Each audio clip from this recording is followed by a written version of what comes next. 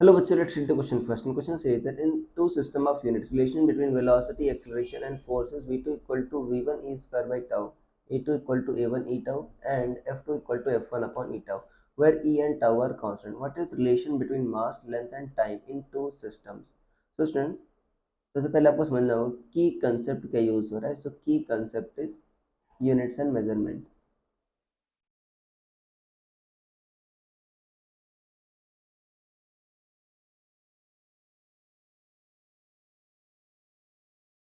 देखो जो units and measurements, अब देखो यूनिट्स एंड मेजरमेंट्स में आपको क्या बताना है इसमें कि relation between mass and length time in दोनों सिस्टम में बताना है. मतलब पहले सिस्टम में फॉर एग्जांपल मास m1 है तो m1 और m2 में रिलेशन, लेंथ आपका l1 है दूसरे में l2 है तो l2 में रिलेशन, टाइम पहले में t1 है दूसरे में t2 है तो t1 t2 में रिलेशन. देखो अब कैसे करेंगे बच्चों. देखो यहाँ पर देखो तो a2 इक्वल टू क्या आया है आपका a1 टाउ, a1 ई टाउ, राइट. तो a2 क्या होता है बच्चों आपका change in velocity by time, dimension तो ये होगी राइट. तो इसको v2 बाई t1 t2 लिख सकते हो, डायमेंशनली ये सही है बच्चों. और a1 क्या लिख सकते हो v1 by t1 E tau, right. So v2 क्या होगा आपका v1 into E tau t2 by t1 ये होगा, राइट. t2 बाई t1, या देखो यहाँ से v2 क्या है बच्चों v1 E square by tau है, राइट. रख दो यहाँ पर v2 क्या है v1 E square by tau, और ये क्या है बच्चों आपका v1 E tau into t2 by t1. ठीक है, तो v1 कैंसिल आउट हो गया और ई बच्चों पावर भी कैंसिल आउट हो जाएगा. सो t2 बाई t1 क्या आ गया बच्चों आपका ई बाई टाउ स्क्वायर आ गया, या t2 क्या आ गया बच्चों ई बाई टाउ स्क्वायर t1, ये आ गया बच्चों. ये पहला रिलेशन. अब देखो हमको लेंथ में भी रिलेशन पता करना है. देखो v2 क्या लिख सकते हो लेंथ बच्चों, distance per unit time travel होता है, यही होता है स्पीड. ठीक है, तो यहाँ पर देखो v2 क्या लिख सकते हो l2 बाई t2 लिख सकते हो. और यहाँ पर क्या v1 E square by tau है तो क्या लिख दो v1 क्या लिख दो l1 बाई t1,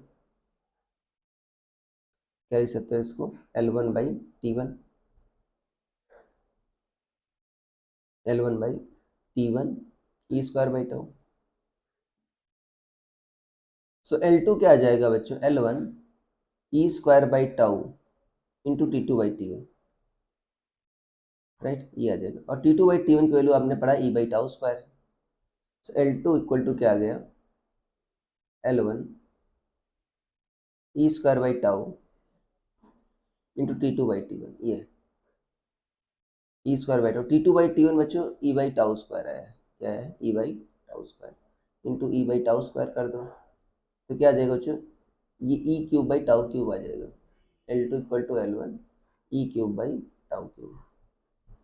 अब फोर्स देखो बच्चों F2 क्या दे रखा है आपका F1 ई टाउ. F2 क्या लिखते बच्चों F equal to M A होता है तो क्या लिख दो m into A two, sorry m2 into A two मतलब, और यहाँ पर क्या लिख दो m1 इंटू ए1, और यहाँ लिख दो ई टाउ. सो m2 क्या आ जाएगा आपका m1 a1 by A two into 1 by E tau. अब देखो a2 क्या है a1 ई टाउ है बच्चों, वैल्यू रख दो. सो m1 इंटू ए1, ए2 क्या है a1 ई टाउ, और यहाँ पर क्या आ गया 1 बाई ई टाउ आ गया, a1 से a1 कैंसिल. सो m2 क्या आ गया बच्चों m1 upon E square tau square, ये आ गया यही टाउ का whole square. So this will be the relation between m2 and m1, right. और l2 l1 के बीच आ गई, और इसके पहले हमारा यहाँ पर देखते हैं तो t2 और t1 के बीच, तो ये तीनों बच्चों आपका रिलेशन आ गई. So I hope you understood it well. Best of luck.